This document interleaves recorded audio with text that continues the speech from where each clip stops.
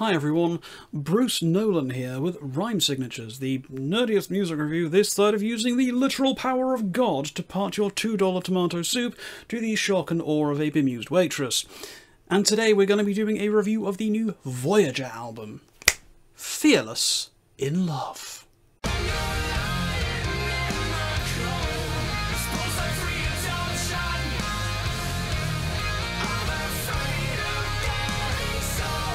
I had thought long and hard when plotting out this review about how long I could get away with not talking about Eurovision.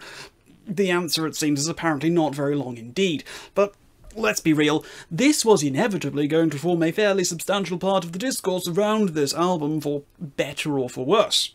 For the record, I honestly love Eurovision. I've long been a supporter of its kitsch, camp, unifying excellence, and every year I thoroughly enjoy celebrating what can justifiably be called one of the premier events in the LGBTQIA+ calendar. I remember back in 2006 when Finland's Lordi smashed aside all expectations for what kind of act can win the contest, and then recently Italy's Måneskin did similarly. So imagine my utter delight when Voyager, a band I'd not only heard of but been a long-time supporter of, were going to represent the outliers to the competition, Australia, in 2023. I was, to put it politely, somewhat hyped, and that hype increased when I heard Promise, the flagship song that the land down under was sending to Liverpool. Did I try and get tickets for the grand final, given that it was only an hour's train ride away? You bet your ass I did, but I didn't get tickets. I failed miserably, but still had a rollicking good time watching Voyager from the comfort of my own home as they tore up the arena. And while they obviously didn't win, they finished on the left-hand side of the board, which is a damn sight better than the UK managed, as we reverted, as usual, back to our natural state of scraping the bottom of the barrel. The big question, though, is now their newfound mainstream success resulting in the band having sold out? Have they dropped their progressive metal roots in favour of a more populist sound? Can we expect the more complex sounds that I've associated with them for years to continue, or is this the start of a more straightforward, radio-friendly era for the band? Now, the answers to these kinds of questions are never binary, of course, so let's take a peek under the hood and investigate just what kind of record Fearless in Love is. This is definitely a more synth-focused album than their earlier works. For anyone expecting a return to the sounds explored on The Meaning of I, V, or Ghost Mile, this is not going to satisfy that kind of itch. This is definitely, for better or for worse, owing its sound to being more in tune with 2019's Colours in the Sun, but it feels like a more natural evolution of that sound. If Colours in the Sun was the band's first flirtation with that sort of music, then Fearless in Love is most assuredly the consummation of the marriage. This record is extraordinarily catchy. The lovely folk over at Team Voyager have really latched onto the spirit of Eurovision, and have managed to craft an album where nearly every song on it, if they adhere to the strict 3-minute time limit of course, would fit perfectly within the contest. There's a great emphasis on melody in the album. There's not a great deal of complexity to any of the songs here. The band have mostly kept to a more pop-oriented structuring, and honestly I think it works to the album's benefit here. Whereas Colours in the Sun felt like a band uncertain as to what direction their ship was going in, Fearless in Love is precisely that. This is a fearless record, and speaks of a band whose confidence in their direction is plain to see for anyone listening to this. I do feel, though, that the band did lead the record with the weakest song on the album.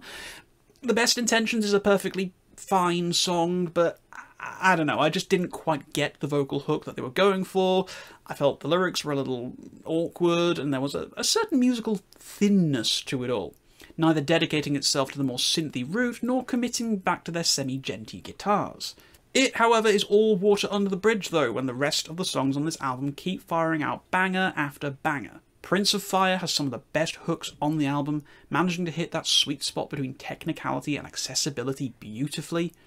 Ultraviolet has this driving, chantable chorus and some really knife-edge, razor-sharp, harsh vocals provided by Sean Harmanis of Make Them Suffer. The subsequent run of 5 songs, though, is where the real meat of the album lies.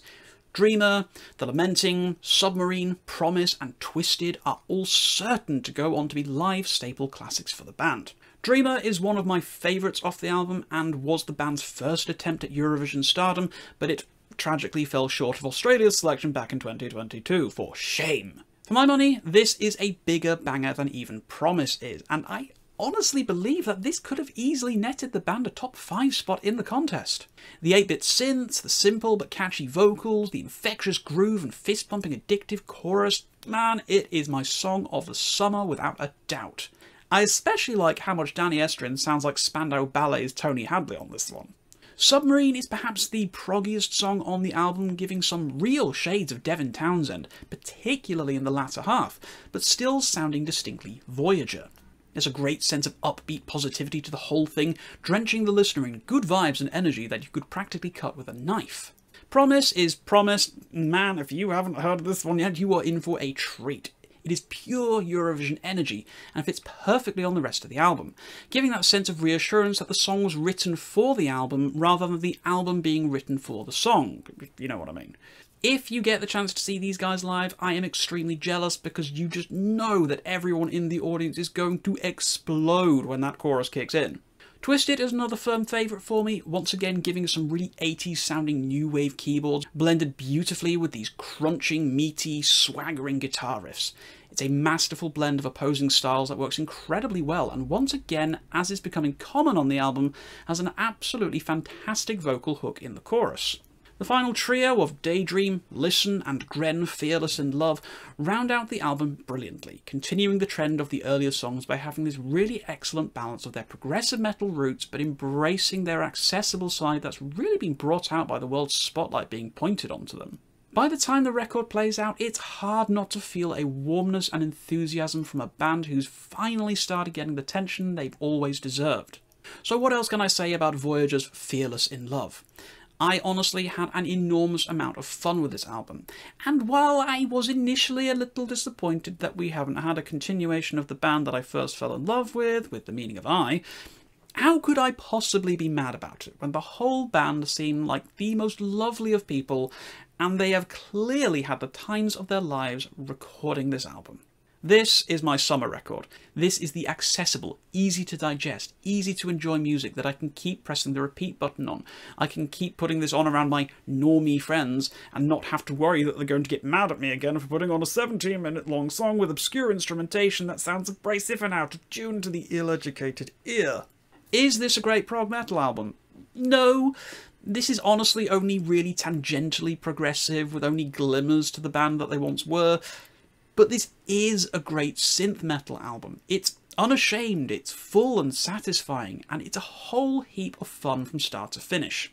Recommendation is to get yourself a physical copy of this one, but I'm personally going to hold off until the second vinyl pressing is out, as due to the song not existing at the time of the original run, Promise isn't on the first press. But hey, maybe that makes it more collectible, what do I know? This is all, of course, guys, just my opinion, as you know, so please tell me what you thought of Fearless in Love if you have given it a listen to in the comments down below. If you did like this video, please do share it around with anybody else who you think would possibly enjoy it, and do consider subscribing to the channel for some more content. There's a link to my Linktree down below, where you will find multiple places to find me across social media, as well as my Ko-fi link, which, if you really enjoy the work that I do, I would love it if you would consider helping out to support the channel. Until next time, guys. Keep your rhyme signatures very, very odd.